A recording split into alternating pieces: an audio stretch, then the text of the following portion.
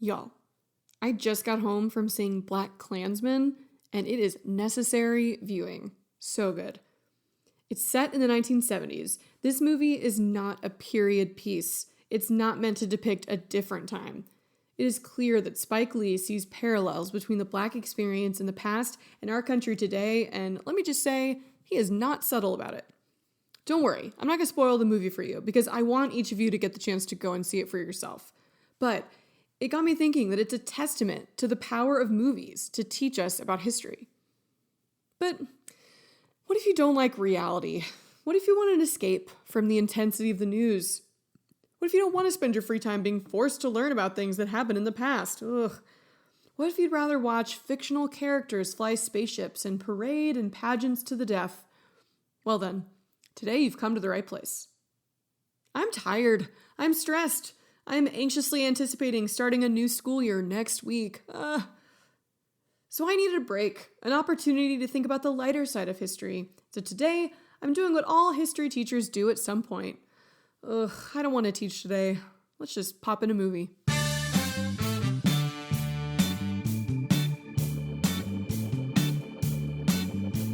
So what are we talking about today? Entirely fictional movies that aren't actually entirely fictional. Movies that have a totally made-up plot and characters, but that draw inspiration from the past. These are my favorite type of movies because it's like an inside joke for people who paid attention in high school.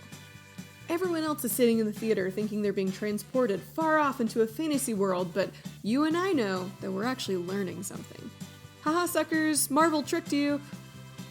Today, I want to highlight my two favorite fictional historical movies. One came out earlier this year and gave us a glimpse into an incredible alternate history of the world. The other is a series that I think doesn't always get the respect it deserves, but today, the odds will be in its favor. This is Anti-Social Studies. I'm Emily Glankler. Settle in and let's get some historical context.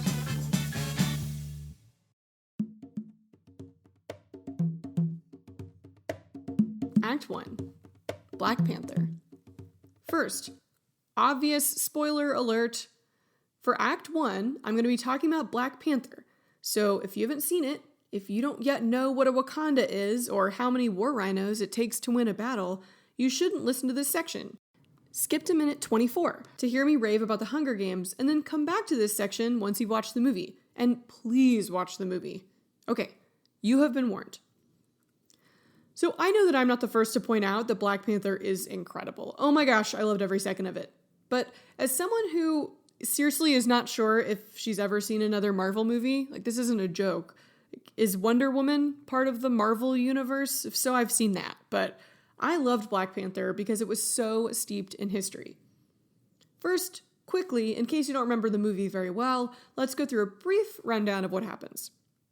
Wakanda is a small country in East Africa that houses the world's only stores of vibranium, a highly valued substance in the Marvel universe. In the 1940s, Howard Stark, a fictional inventor, businessman, and father to Robert Downey Jr., discovered a tiny bit of the substance and used all of it to forge a shield for Captain America. Maybe you've heard of him? He punched Hitler in the face in the first edition of his comic book. Yeah, that Captain America. Anyway, Wakanda has tons of vibranium, and they've used it to become the most technologically advanced country in the world. But in order to protect themselves, they've hidden away and presented themselves as a poor third world country. Let's stop for a second. When you think about it, isn't this a really sad indictment of our general apathy toward African nations? The Wakandans know that all they have to do is just pretend to be desperately impoverished, and then no one will pay any attention to them. Ugh. The basic plot of the movie goes like this. T'Challa has become the new king after his father died. Meanwhile, an arms dealer and enemy of Wakanda named Ulysses Claw is working with a straight-up ripped Michael B. Jordan selling stolen vibranium on the black market. Ultimately, we find out that Michael B. Jordan doesn't care about the vibranium. He wants to use Claw to get to Wakanda. We don't know why yet. He kills Claw and takes his body to the Wakandans as an offering.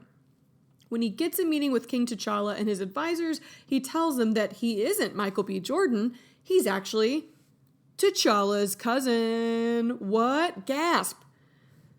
After years as a Black Ops soldier, killing enough people to cover his entire body in meticulously spaced scars and to earn the nickname Killmonger, He has made it to his ultimate goal. He wants to claim the throne for himself. He challenges T'Challa to the ritual combat. T'Challa agrees and gets pushed off a waterfall. Killmonger is the new king of Wakanda, and he says that they are drastically changing their foreign policy. Instead of hiding away, they're going to send out vibranium and weapons to black people all over the world to support them as they rise up and violently overthrow their oppressors. But wait, T'Challa is alive because the hard snow broke his fall. I don't know, I don't get that part. But a battle ensues between the different sides of Wakanda. Cue the war rhinos. So awesome. Ultimately, T'Challa wins and Killmonger dies. At the end of the movie, we discover that T'Challa has decided to open Wakanda up to the world, but not to spark a violent revolution. He sets up outreach centers around the world in predominantly black areas to help raise them up. In other words, he decides to teach them to fish instead of giving them vibranium fish. Right? Okay. Let's break down a few parts of this story as they relate to history because there is really too much to cover. First, what's the historical basis for Wakanda? Yeah, it's a made-up place, but apparently after the movie came out, Google searches for flights to Wakanda spiked, so yeah. There are a few real places that have served as the inspiration for Wakanda, depending on who you ask, the comic book author, the movie writer, the movie director. Fictional Wakanda supposedly borders Ethiopia, and that is not a coincidence. If you remember from season 1, Ethiopia was the only African country to resist colonization. Ever since they were the Christian kingdom of Axum during the time of the Roman Empire, they resisted conquest from outside groups. First the Muslims and then the Europeans. And they actually defeated Italy in the Italo-Ethiopian Wars of the late 19th century, but we don't know if they used war rhinos to do that. Actually, we do, and they didn't, and that makes me sad. Another inspiration for Wakanda was the country of Lesotho. You know this one. It's the weird, tiny circle in the middle of South Africa that you always thought was a lake that they forgot to color blue on the map. Was that just me? Movie director Ryan Coogler visited the country. Lesotho avoided the worst parts of colonialism and the apartheid segregation that surrounded them in South Africa. But the most interesting possible inspiration for Wakanda is the country of the Congo in Central Africa. The Black Panther first appeared in comic book form in 1966, the height of the Cold War.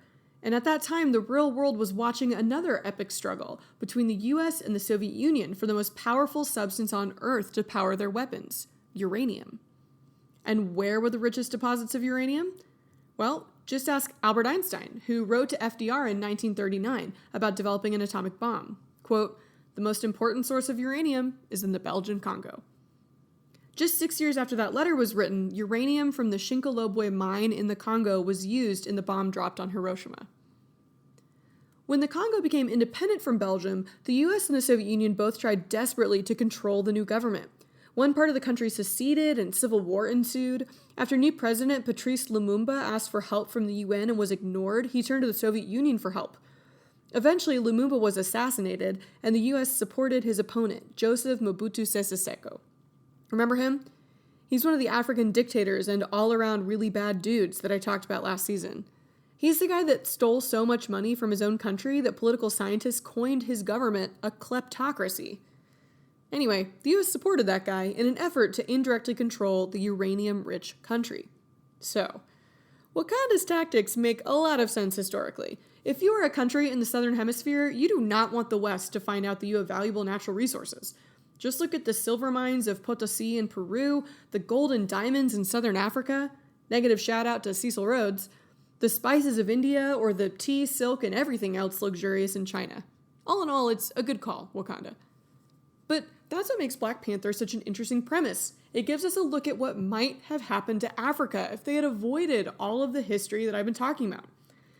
What if their men hadn't been enslaved and shipped across the ocean? What if they hadn't been colonized? What if their wealth hadn't been stripped away from them and sold to profit outsiders? What if they hadn't had to send soldiers to fight European wars? What if they hadn't been pitted against each other for hundreds of years, making it really difficult to establish a new independent country in peace? Wakanda answers that question. They would be badass. My favorite moments in the movie were all of the references to imperialism woven throughout the dialogue. You might not have caught them the first time you watched the movie, but I highly encourage you to rewatch it now that you're a history expert. Let me just quickly point out a few of my favorites. First, the scene in the London Museum is perfection. Michael B. Jordan stands looking at an exhibit on African art. And the irony of the white female expert on African art is not lost on Jordan, especially when she misidentifies an artifact that he knows is actually from Wakanda. Take your art history degree and shove it, lady. When he reveals to her that he plans on taking some of these artifacts off her hands, and she accuses him of overstepping, he responds, quote, "How do you think your ancestors got these? Do you think they paid a fair price, or did they take it like they took everything else?" Yes, Michael B. Jordan paid attention in history class. Later, after he becomes king, Jordan/Killmonger flips the script, saying, quote, "The world is going to start over, and this time we're on top. The sun will never set on the Wakandan Empire." Awesome callback to the British Empire, but also, does that make him just as bad as them? We'll get to that debate in a second. Claw, a white British arms dealer, and an also straight-up ripped Andy Serkis, I wish Gollum had gotten more screen time in Lord of the Rings now that I've seen his enormous biceps. My precious indeed. Anyway, focus, Emily. Claw repeatedly calls the Wakandans savages who don't deserve vibranium. This is exactly the justification that Europeans used to colonize Africa in the first place, and it's also the argument Americans used to take land from the Native Americans. They were uncivilized brutes, quote unquote, who aren't utilizing the land and resources as fully as they should be. But the two best moments come from the ladies, obviously. Little Sister and proof that girls like science too. Shuri jumps when Martin Freeman wakes up in her lab saying, "Don't scare me like that, colonizer." During a shootout and car chase in South Korea, Okoye scoffs at the white people's weapons. Quote, "Guns. So primitive." Think about this for a second. This is an amazing table-turning moment. When Europeans showed up in Africa, they were so technologically advanced. They had guns while the Africans were fighting with spears. But now, a fierce African warrior woman and wig-hating Okoye takes down multiple white men at a time with what?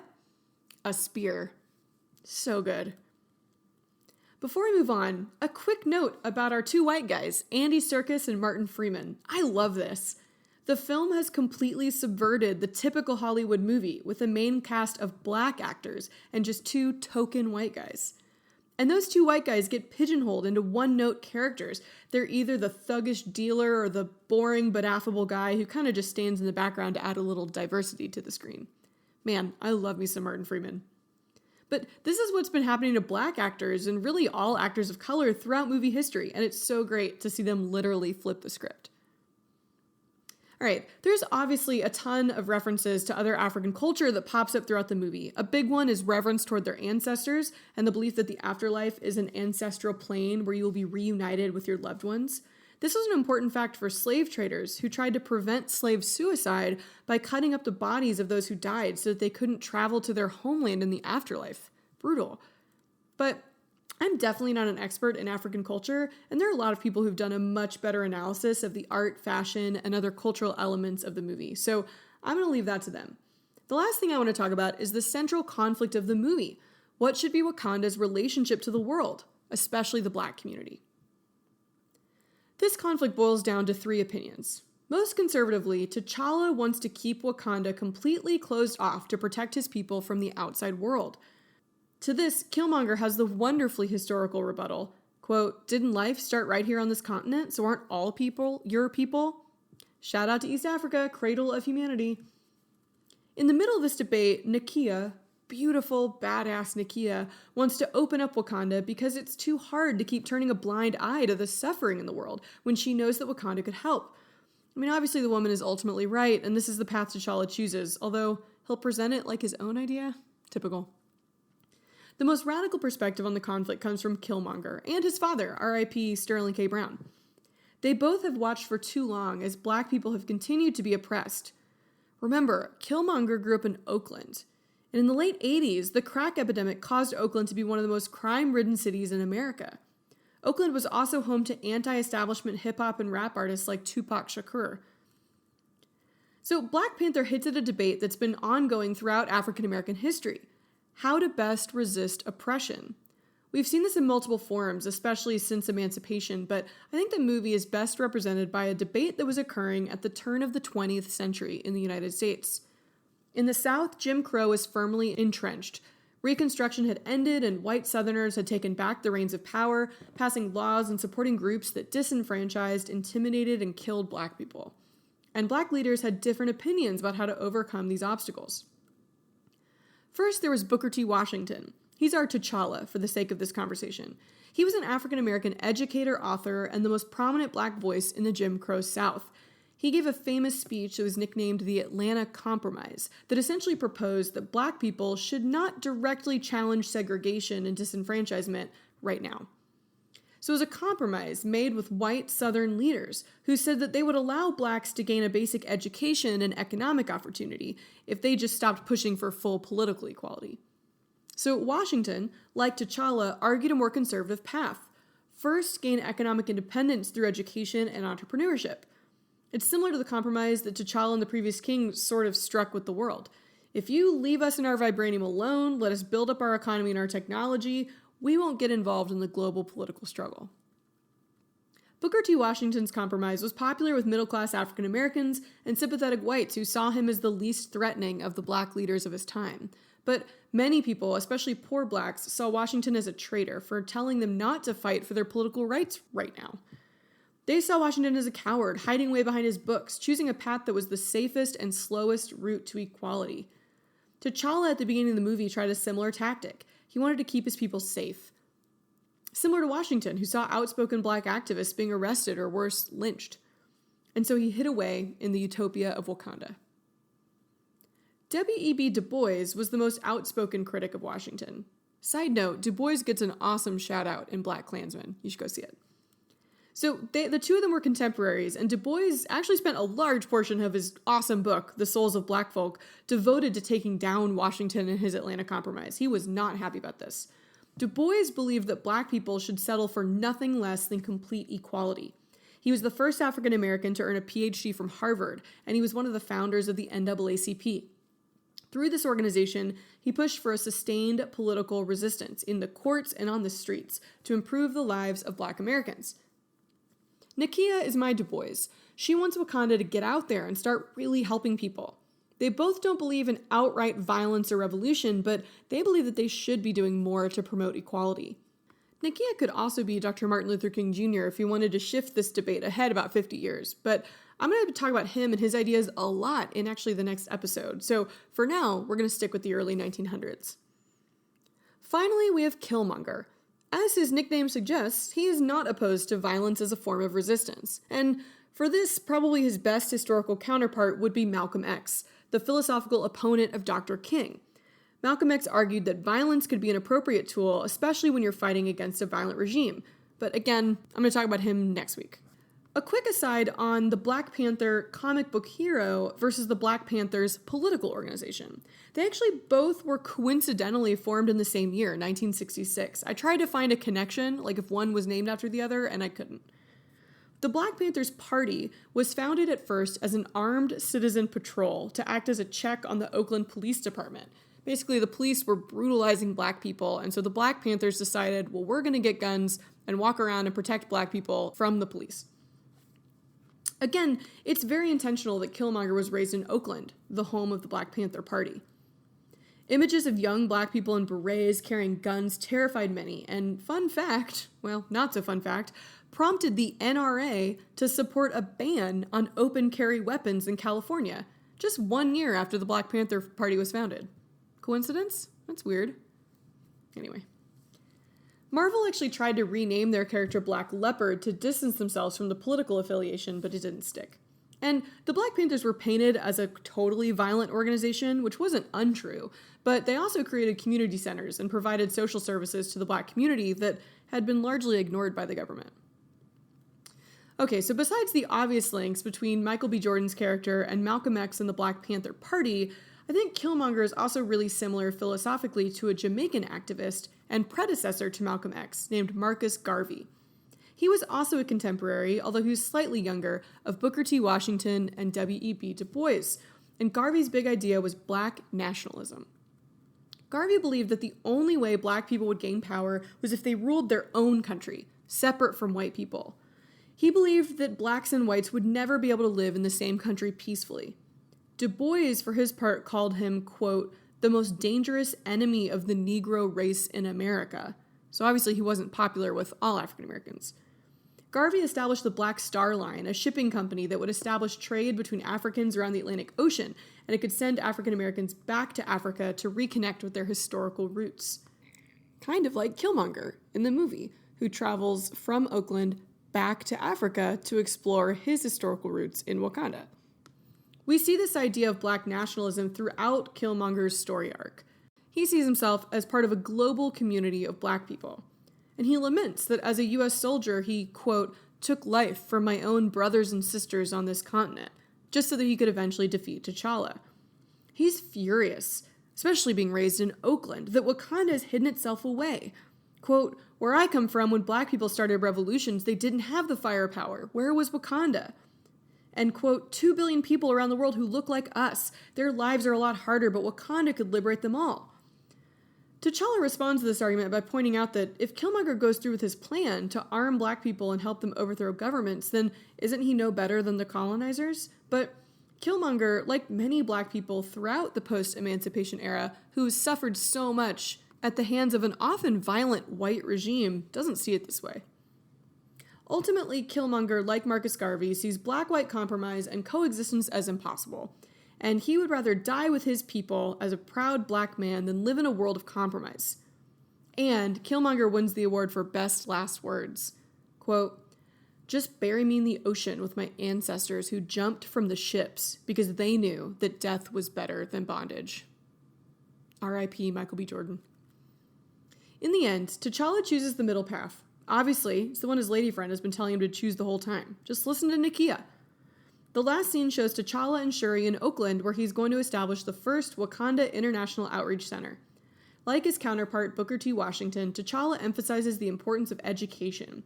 But, like Nakia's W.E.B. Du Bois, he chooses to take a more active role in uniting Black people around the world and creating pride in their African heritage. It doesn't hurt that he lands his Bugatti spaceship in the middle of a basketball court. That's a good start. The ending of Black Panther is really beautiful. An unknown young Black boy, playing on the same basketball court where Killmonger was playing when his dad was killed, gazes up at T'Challa in amazement, talking about the spaceship. Is that yours? Who are you? You can see in his eyes how important that moment is. And allow me to get preachy for a minute. This scene is getting at something that people have been talking about a lot in the last few years. Representation. Seeing someone who looks like you in a position of power, like the boy sees in T'Challa, or on a movie screen, like so many Black people saw in the movie Black Panther. Representation is so important. So in the story, by opening themselves up to the world and showcasing the strength and talent of Wakanda, they're showing Black people the possibilities and the promise that exists for people who look like them. And I've been preaching, much less successfully, something similar across season 1. Representation in history matters too. Understanding the rich past of Africa makes a difference in how we view the continent today. It's the reason why I love this movie so much. As a historian, it's a fascinating alternate history and thought experiment. What if imperialism had never happened?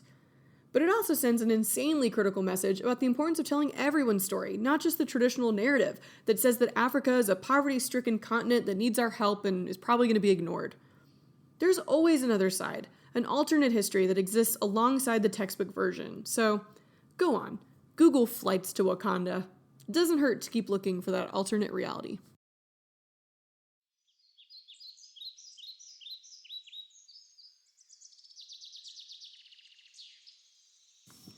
Act 2, The Hunger Games.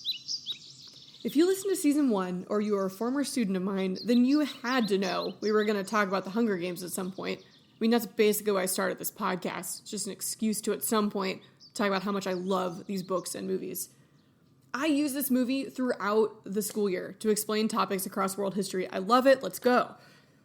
So setting the scene. For those of you who haven't read the books or watched the movies, what have you been doing with your life? Listening to podcasts? Turn this off and go educate yourself.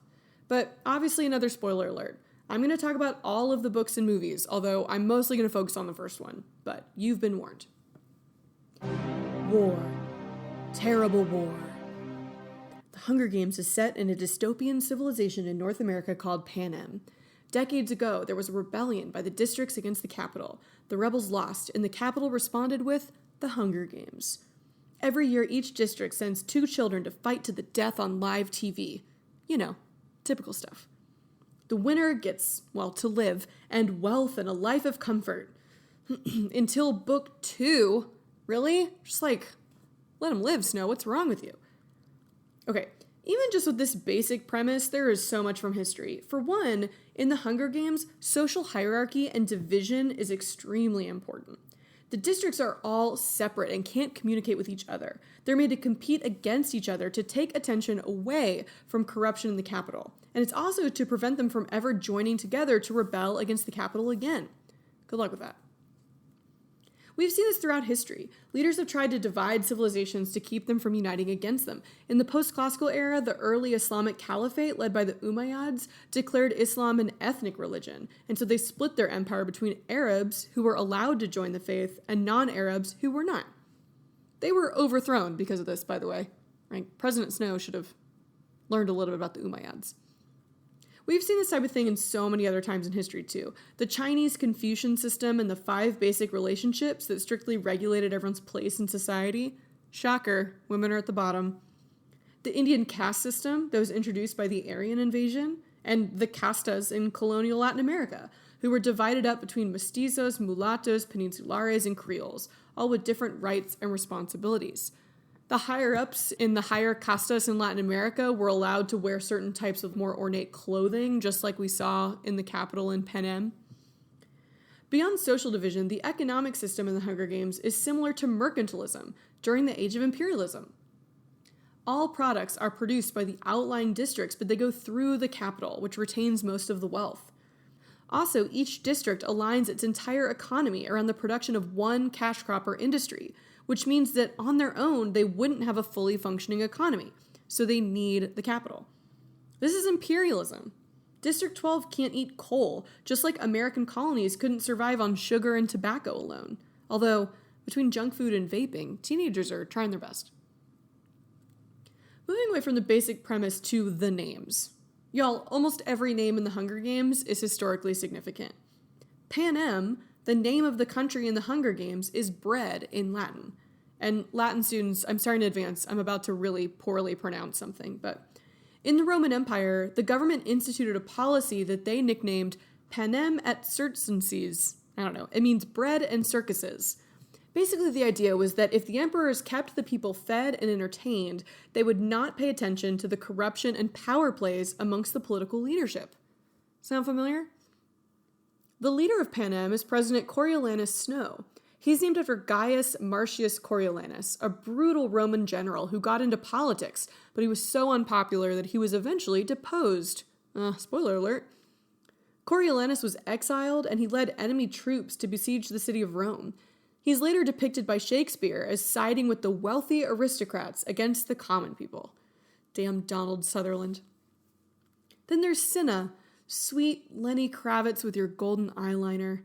Cinna was a character in Shakespeare's Julius Caesar, who was an artist that was mistaken for another very real Cinna, the politician believed to be involved in the assassination of Julius Caesar. In the play, poet Cinna is killed by a mob because he's seen as a traitor to the Roman Empire. In the Hunger Games, Cinna is also an artist who eventually is murdered because of his fashion statements against the capital. Cato was a Roman senator known for his conservatism and military service, just like Cato the career from District 2, who trained and supported the whole idea of the games until the very end. Notice in general that the Roman names are found in the capital, the wealthy part, but the poorer districts have more unique, nature-based names. Rue, too soon. Rue is a medicinal herb, for example. It's kind of like the leaves that she puts on Katniss after she gets stung by all the tracker jackers. And Katniss is an edible plant, and we know that from the books, but that plant is part of the genus Sagittaria, named after Sagittarius, the constellation also called the Archer. Whoa, double name meaning, I love it. I volunteer as tribute. This statement, and the fact that the contestants in the games are all called tributes, has a lot of connections to historical empires. Many different civilizations set up tribute systems, which means that lesser states had to pay tribute or give gifts of wealth, crops, or sometimes people as a sign of their subservience. The Tang dynasty that ruled China from 600 to 900 established a powerful tribute system. The ruling classes in nearby Korea and Vietnam both paid tribute to the Tang emperor. Vietnam, for example, gave them strains of fast-growing champa rice that were partly responsible for China's massive population growth. But no one took this idea of tribute as far as my guys, the Aztecs. The tribes of central Mexico all had to pay tribute directly to the Aztecs, mostly crops to feed their soldiers, but the Aztecs also had an incredibly high demand for sacrificial victims. In many of their rituals, it was necessary to sacrifice a soldier captured in battle, so perpetual war was a key component of the Aztec worldview. War. Terrible war. In times of peace, this is insane, the Aztec ruler would meet up with some of his allies, nearby powerful tribes, and they would all sit down and arrange a predetermined war for no reason except for the sole purpose of gaining people to sacrifice. These so-called flower wars were scheduled by the various leaders because they all needed men caught in combat to give to their gods. Perpetual war is also a great way to keep your people united and focused on a single cause or enemy. President Snow knows this. He realizes the double importance of the games. It entertains the masses and prevents them from spending too much time dwelling on the fact that most of their lives are miserable. But it also provides a small ray of hope. Maybe they could be the one who could make it and live a life of fame and riches until Book 2. And President Snow knows that. Quote, "A little hope is effective. A spark is fine as long as it's contained." I love that moment when Seneca's sitting there like, okay, what do you want me to do? Contain it. Ugh. The Aztec Flower Wars are in some ways really similar to the actual Hunger Games. It was a scheduled conflict that served a specific political and, for the Aztecs, also a religious purpose. But the Hunger Games are also, again, very similar to the Roman Empire and the gladiator fights. Emperors like Nero are famous for using the Colosseum to eliminate enemies to the empire, especially Christians. And that's exactly what Snow will do in Catching Fire, when he puts all of the surviving victors back in the games. He saw them as a threat to his power. Roman emperors would also add extra elements to heighten the suspense and entertainment value, like animals, like the creepy dogs with human eyes at the end of Book 1. One emperor filled the Colosseum with water to simulate a naval battle. The arena in the Quarter Quell, anyone? Did anyone else think that that was like a super unfair advantage for Finnick Odair? Like he lived around the water and then the whole arena was centered around water? Like, what? The pageantry of the Hunger Games was also very similar to that in the Roman Colosseum. Some gladiators became celebrities. We've found ancient graffiti on the walls of Rome praising a certain gladiator or talking smack about another. Some fought so well that they won their freedom, although this was rare. And some gladiators weren't slaves at all. They were free men seeking glory and fame, kind of like the careers from Districts 1 and 2. And I mean, some gladiators were just straight up Russell Crowe. In the aftermath of the games, after Katniss and Peeta call the game maker's bluff and attempt suicide, head game maker Seneca Crane is forced to kill himself by eating the poisoned berries from the arena. That's Nightlock, Peeta. You'd be dead in a minute. Meanwhile, in ancient Rome, Seneca was a Roman statesman who was a favorite of Emperor Nero. Remember the one who used the gladiator fights to consolidate political power? And after Seneca was linked unfairly to a plot to assassinate the emperor, he was ordered to commit suicide by poisoning. Now, I mean, I love Suzanne Collins, but that's just straight up historical plagiarism, right? Like, change the name at least. So, the final reason why I love the Hunger Games is the way that it flips traditional gender roles. Going all the way back to prehistory, men have hunted and women have gathered. Women needed to stay closer to the home to care for young children. I mean, biologically, the only thing men can't do is breastfeed, but somehow that means that they're unable to change a diaper? I don't know. I don't get it. But in the Hunger Games, everything is flipped. Katniss has the masculine traits. She is the breadwinner of her family. She doesn't show emotion easily. She doesn't think about relationships. I don't have time to think like that. Even Gale, who is for the most part a pretty typical male archetype, I mean, he's a Hemsworth, he has to be. he mentions that he might want to get married someday. Hint, hint, catnip. You gotta lock that down. Katniss, though, is the traditional male hero. And in walks Peeta. Sweet, sweet pita bread. Peeta takes on the traditionally feminine role. He is the quintessential damsel in distress throughout all of the movies. It's infuriating and adorable. Like, the amount of times he yells, "Katniss, help!" is awesome. All the other victors have these, like, incredibly impressive traits. And what can Peeta do? Like, paint himself to look like a tree? He's our own little dystopian Bob Ross.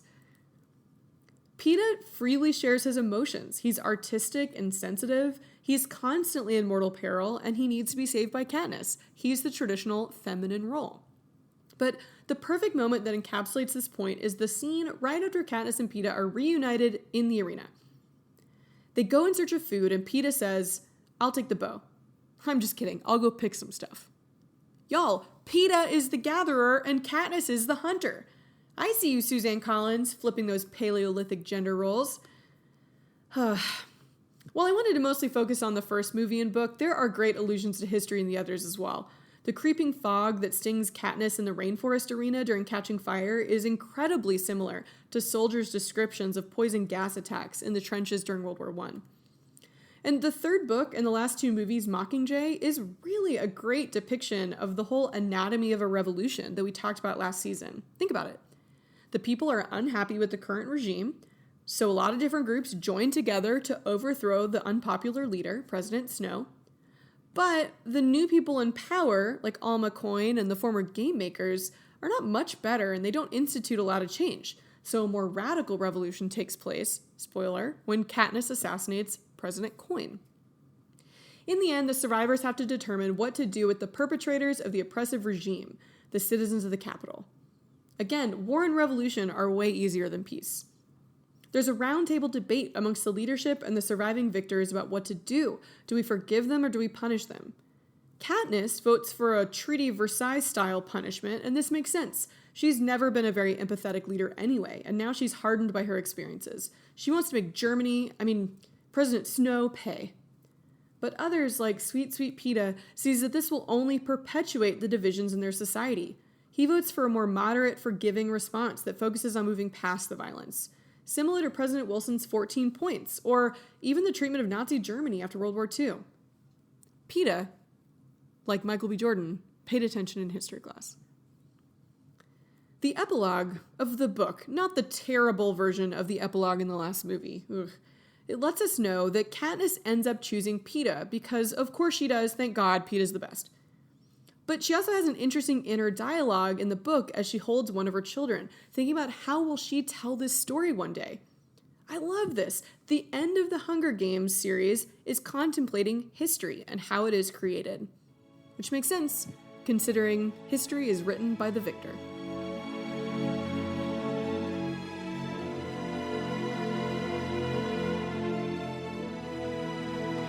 There are obviously so many other movies that I could talk about in this episode.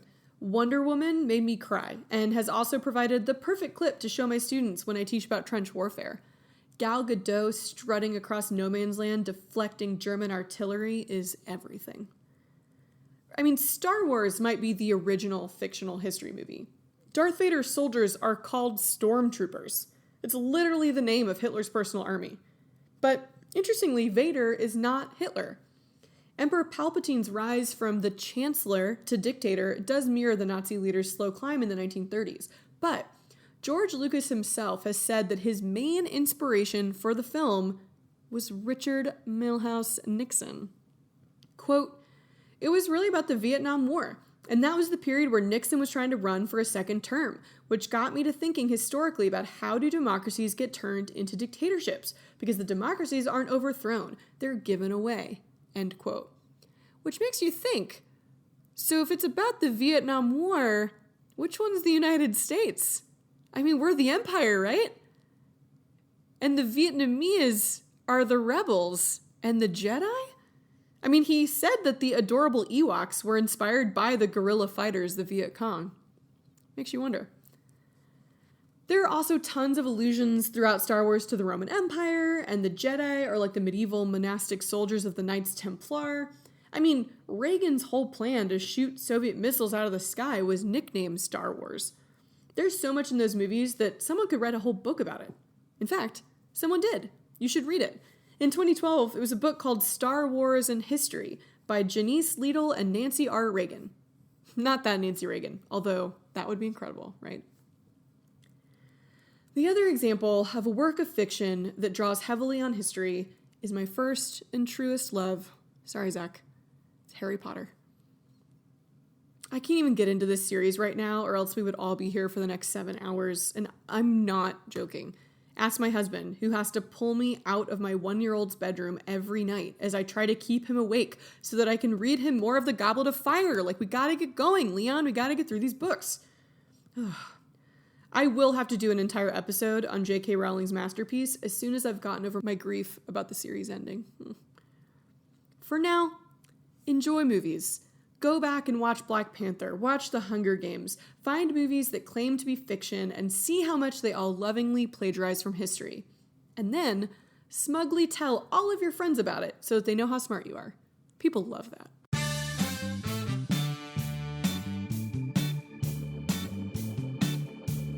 Thanks for listening to Antisocial Studies. And don't forget that if you like what I'm doing, then go to iTunes or wherever you get your podcasts and give me a review. Thanks.